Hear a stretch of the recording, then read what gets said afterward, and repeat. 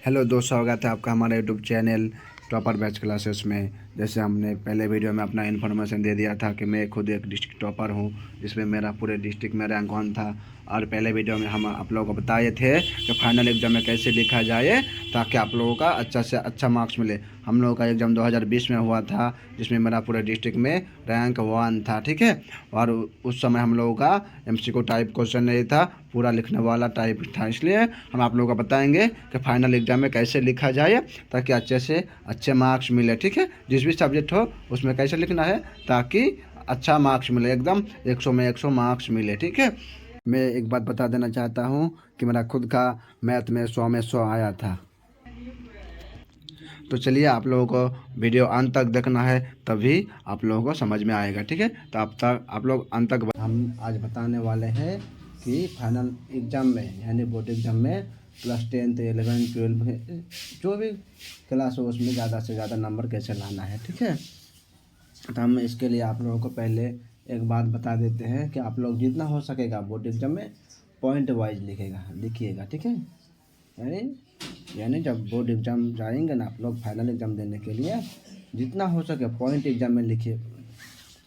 जितना भी हो सके आप लोगों को पॉइंट में लिखना है, ठीक है। यानी हाँ, इससे पहले हम एक बात बता देते हैं कि अगर आप लोगों को याद है, अगर ठीक ठाक याद है कि हाँ ये इसका आंसर ये वाला सही होगा, तब इसको पॉइंट वाइज लिखना है, नहीं तो नहीं लिखना है। काहे कि और पॉइंट वाइज लिखिएगा ना तो जो चेक करता है उसको जल्दी दिख जाएगा, और जल्दी दिखेगा तो गलत लिखिएगा ना तो उसमें जल्दी काट भी देगा, ठीक है। तो हम चलिए आज आप लोगों को एग्जाम्पल के साथ बताते हैं कि ज़्यादा से ज़्यादा नंबर कैसे लाना है। और आज हम बताएंगे कि साइंस में ज़्यादा नंबर कैसे लाए, ठीक है। तो चलिए शुरू करते हैं। जैसे कि आप देख सकते हैं हम क्या बोला आप लोगों को कि ज़्यादा से ज़्यादा आप लोगों को किसमें लिखना है, ज़्यादा से ज़्यादा आप लोगों को पॉइंट वाइज लिखना है। जितना हो सके आप लोग पॉइंट वाइज लिखिए। देखिए ये क्वेश्चन जो है क्लास 10th का है। किसी विद्युत परिपथ में लघु पतन कब होता है। और एक बात बता देते हैं, जो भी क्वेश्चन हो उसका आंसर कैसे लिखना है पता है आप लोगों को। पहले उस क्वेश्चन के बारे में जो जानते हैं उसको लिख लीजिए, उसके बाद जो बोलेगा उसके अनुसार उसको पॉइंट वाइज लिखना है, ठीक है। और लास्ट में उसका निष्कर्षण लिख देना है, ठीक है। जैसे कि हम एग्जाम्पल के साथ बताते हैं। देखिए किसी विद्युत परिपथ में लघु पतन कब होता है। क्या पूछा है, लघु पतन कब होता है, मतलब किसी विद्युत परिपथ में लघु पतन कब होता है दोस्तों।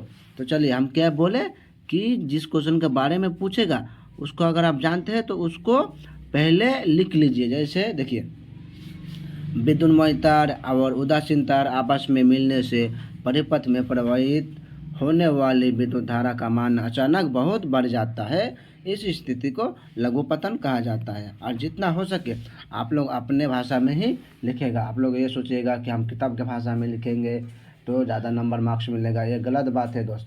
जितना भी हो सकेगा आप अपने शब्द में लिखना है, यानी अपने शब्द में आसान से लिखना है, आसान तरीक़ा से, ताकि उन लोगों को लगे कि बच्चा कुछ पढ़ा है, ठीक है। देखिए क्वेश्चन क्या था कि विद्युत परिपथ में लघु पतन कब होता है, ठीक है। मतलब हम क्या लिखे, पहले लघु पतन जब होता है लिख दिए, उसके बाद इसको हम पॉइंट वाइज लिखे, ठीक है। देखिए विद्युत परिपथ में लघु पतन तब होता है जब परिपथ में विद्युत फ्यूज का उपयोग नहीं किया जाता है। भू संपर्क अब से जो हम इसमें कह दिए 1 नंबर दिए, इसमें 2 नंबर पॉइंट दे दिए। भू संपर्क तार का उपयोग नहीं किया जाता है। 3 नंबर में क्या दे दिए, विद्युन्मय तार तथा उदासीन तार आपस में मिल जाते हैं। तार के ऊपर चढ़ा प्लास्टिक कवर नष्ट हो जाता है। विद्युत परिपथ में उदासीन तार का उपयोग नहीं किया जाता है।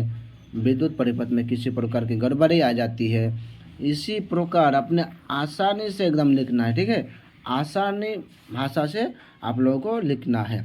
और लास्ट में आप लोग निष्कर्ष लिख सकते हैं कि अतः इसी प्रकार के कई कारण होते हैं जिसके कारण विद्युत परिपथ में लघु पतन की स्थिति पैदा होती है, ठीक है। पहले उस क्वेश्चन के बारे में लिखना है और लास्ट में क्या लिखना है, लास्ट में निष्कर्ष लिख देना है, ठीक है।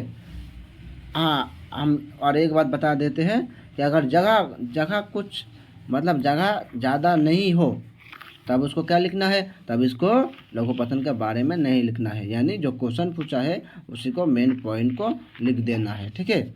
और जगह हो तो आप इसको लिख सकते हैं, ठीक है। एक और बात दोस्त, अगर किसी क्वेश्चन में आप लोगों को अंतर लिखने को कहे तो आप लोग क्या होगा, ये जो कॉपी होगा ना, ये कॉपी जो होगा, कॉपी के बीच में आप लोगों को घर बना देना है, दाग खींचना है, ठीक है।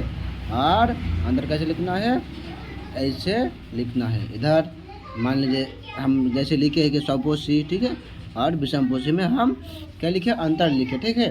तो इसको बीच में हम दाग दे दिए, ठीक। ये मेरा खुद का नोट्स है, जब हम क्लास 10th में पढ़ते थे, ठीक है, हम ऐसे ही लिखते थे। हमको लगता है इसी कारण से, लिखने के कारण से ही हमको ज़्यादा मार्क्स मिला है, ठीक है। जैसे देख लीजिए यहाँ पर 1 नंबर पॉइंट क्या है, 1 नंबर पॉइंट लिख दिए, यहाँ पर भी 1 नंबर पॉइंट लिख दिए, इसमें भी 2 नंबर पॉइंट लिख दीजिएगा ऐसे। जैसे इसमें क्या लिखा हुआ है, क्लोरोफिल होता है, इसमें क्लोरोफिल नहीं होता है। आसान भाषा से लिखिएगा जितना हो सके, ठीक है। यहाँ पर 3 नंबर पॉइंट का है, इनमें प्रो का संश्लेषण होता है, ठीक है। इसमें क्या है, इसमें प्रो का संश्लेषण नहीं होता है।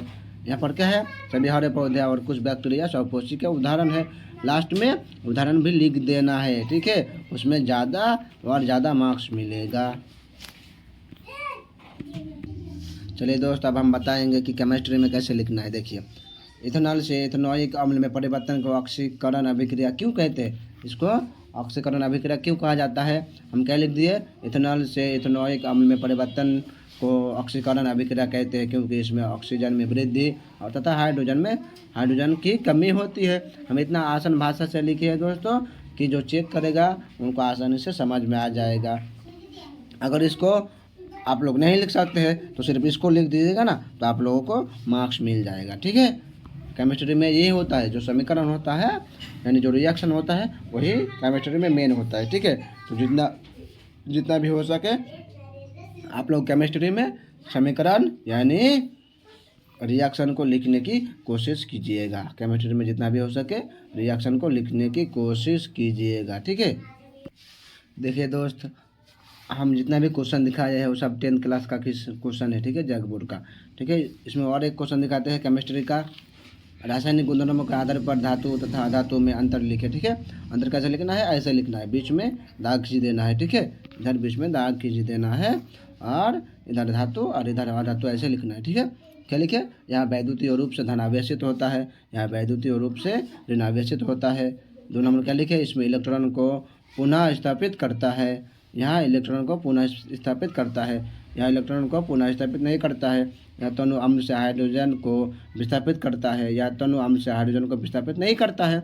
अंतर मतलब क्या, इसमें जो होगा इसमें नहीं होगा, और इसमें जो होगा इसमें नहीं होगा, ठीक है। इसी को हम समझाए हैं, इसी को अंतर कहा जाता है, ठीक है। चलिए दोस्त, अब हम बायोलॉजी का एक दो क्वेश्चन देते हैं और उसको समझाते हैं कि कैसे लिखना है। देखिए, मनुष्यों में ऑक्सीजन तथा CO2 का परिवहन कैसे होता है, ये 10th क्लास का क्वेश्चन है, ठीक है। तो अगर आप लोग ये सिर्फ लिख दीजिएगा ना तो आप लोगों को पूरा मार्क्स मिल जाएगा, ठीक है।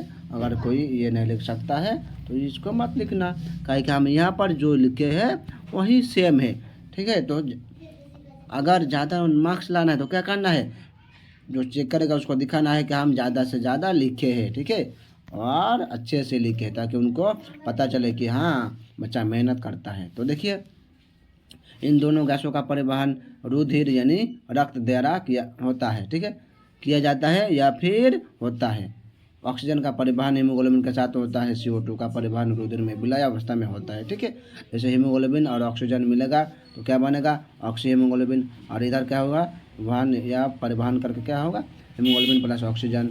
इधर क्या होगा, हीमोग्लोबिन और कार्बन डाइऑक्साइड जब मिलता है तो क्या बनता है, कार्बोक्सी हीमोग्लोबिन। ऐसे आप लोगों को लिखना है ताकि एग्जामिनर को लगे कि अच्छा बच्चा है और ये सब अपने से पढ़ा है। और जितना हो सके हम लास्ट में बोलेंगे ही कि पॉइंट वाइज लिखना है। क्या लिखना है, पॉइंट वाइज, पहले उसके बारे में जो जानते हैं उसको लिख दीजिए, उसके बाद जो क्वेश्चन में पूछा है मेन उसको लिख दीजिए, और लास्ट में निष्कर्ष जो होगा उसको लिख दीजिए, ठीक है। तो हम अगले वीडियो में आप लोगों को ये बताएंगे कि मैथ में कैसे लिखना है।